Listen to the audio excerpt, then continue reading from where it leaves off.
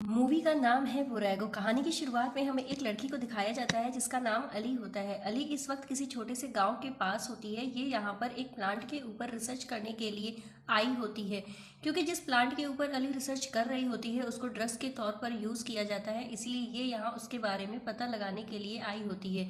अब दूसरी तरफ हम एक आदमी को देखते हैं जो कि किसी डेड बॉडी को दफना रहा होता है, और बॉडी को दफनाने के बाद वो किसी से फ़ोन पर कहता है कि हमें एक नए पायलट की ज़रूरत है। यानी यहाँ हमको ये पता चलता है कि वो डेड बॉडी जो है वो पायलट की थी। इसके बाद एक बार फिर से हम अली को देखते हैं जो कि इस समय उसी प्लांट की खोज में काफ़ी दूर तक रेगिस्तान में आ चुकी रहती है। अली को आज के दिन एक लड़की मिलती है जिसका नाम एलेक्स होता है। इन दोनों में एक अच्छी फ्रेंडशिप भी हो जाती है, क्योंकि एलेक्स की माँ नहीं होती है, उसके फादर हमेशा ड्यूटी पर रहते हैं, जिससे वो एलेक्स को टाइम नहीं दे पाते। अब शाम होने पर एलेक्स यहाँ से चली जाती है और फिर अली एक बार फिर से अपने रिसर्च में जुट जाती है। काफ़ी देर के बाद अली को लगता है कि अब उसे यहाँ से वापस चले जाना चाहिए, तो तभी हमें दिखाया जाता है कि उसी वक्त अली के सामने एक प्लेन क्रैश हो जाता है। उसे देखकर अली उसकी तरफ जाने लगती है, पर वहाँ जाकर उसे पता चलता है कि उस प्लेन का पायलट एक स्मगलर है जो कि ड्रग्स की सप्लाई करता है।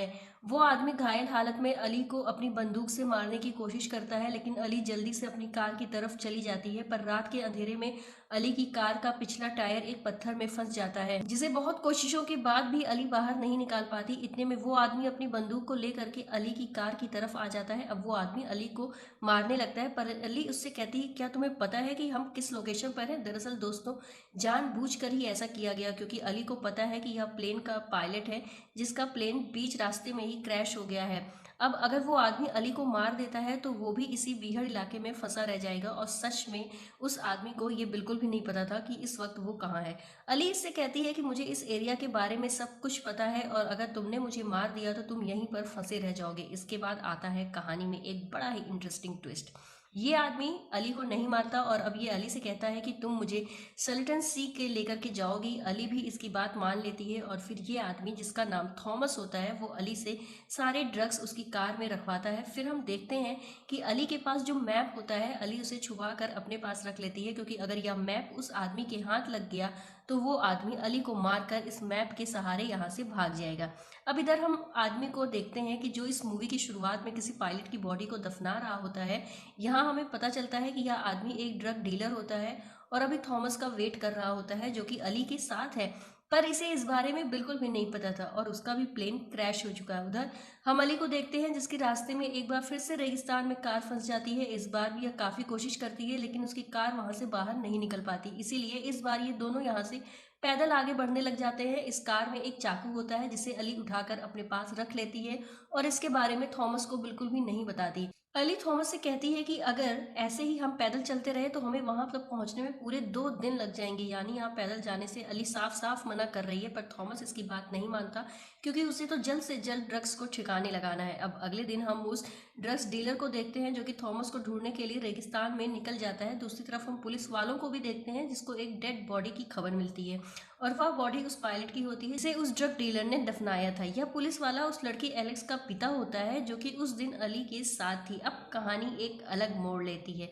इधर हम अली को देखते हैं कि जो कि थॉमस को चकमा देख करके भाग जाती है, लेकिन तभी थॉमस पर हमला कर देते, पर थॉमस के सामने थोड़ी ही देर में हो जाती है। थॉमस इस बार हाथ बंद कर देता है और फिर अली को अपनी लोकेशन की तरफ लेके जाने लगता है। अगले सीन में हम एलेक्स को देखते हैं जिसको रास्ते में अपने फादर मिल जाते हैं। इसी वक्त उसके फादर को पता चलता है कि अली नाम की एक लड़की इस एरिया से गायब हो गई है। अली का नाम सुनते ही एलेक्स अपने फादर को बताती है कि कल तो मैं उसके साथ में ही थी।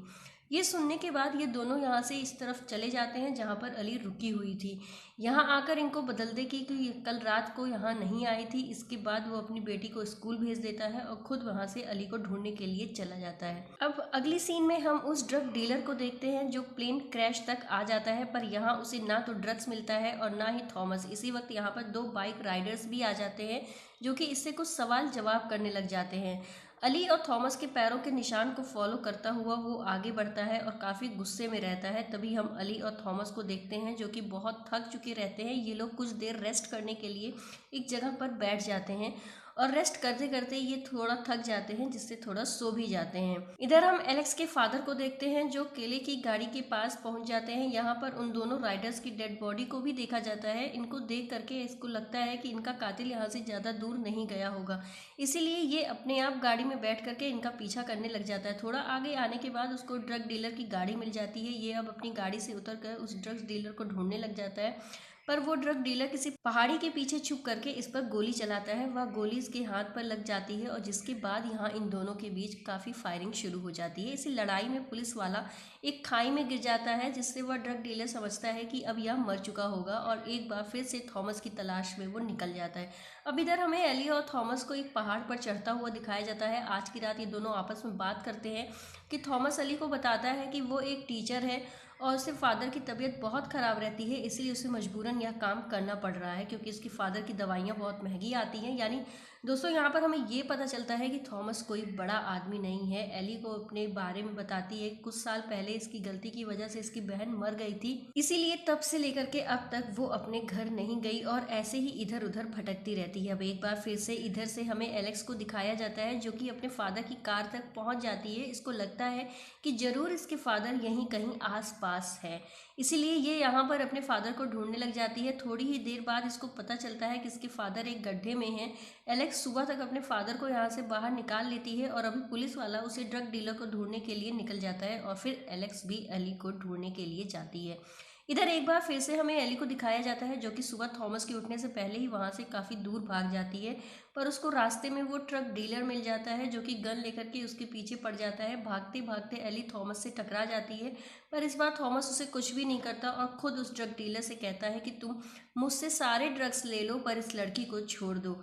अब जैसे ही अपने ड्रग्स का बैग नीचे रख करके उसको देने लगता है, तभी वह ड्रग डीलर थॉमस को गोली मार देता है। अब इसी दौरान यहाँ पर एलेक्स भी आ जाती है और ड्रग डीलर इसको भी मारने वाला होता है, पर एली जो कैटी यहाँ से भाग चुकी थी वो दोबारा से एलेक्स की बाइक देख करके वहाँ पर वापस आ जाती है, पर जैसे ही उसके सामने आती है वह ड्रग डीलर के पेट पर गोली मार देता है और देख करके एलेक्स इस मौके का फ़ायदा उठाकर ये दोनों एलेक्स की बाइक पर बैठ करके यहाँ से बहुत दूर भाग जाते हैं। पर वो ड्रग्स डीलर अभी भी इनका पीछा करना नहीं छोड़ता।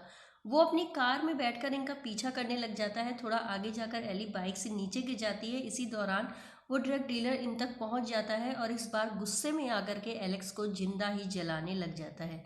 लेकिन जब एली को होश आता है तो उसके सारे ड्रग्स जला देती है, जिसको देखकर ये ड्रग डीलर अपने ड्रग्स को बचाने के लिए आग में ही अपना हाथ डाल देता है, पर इसकी ये कोशिश बेकार जाती है और ये खुद ही इसी आग में जलकर मर जाता है।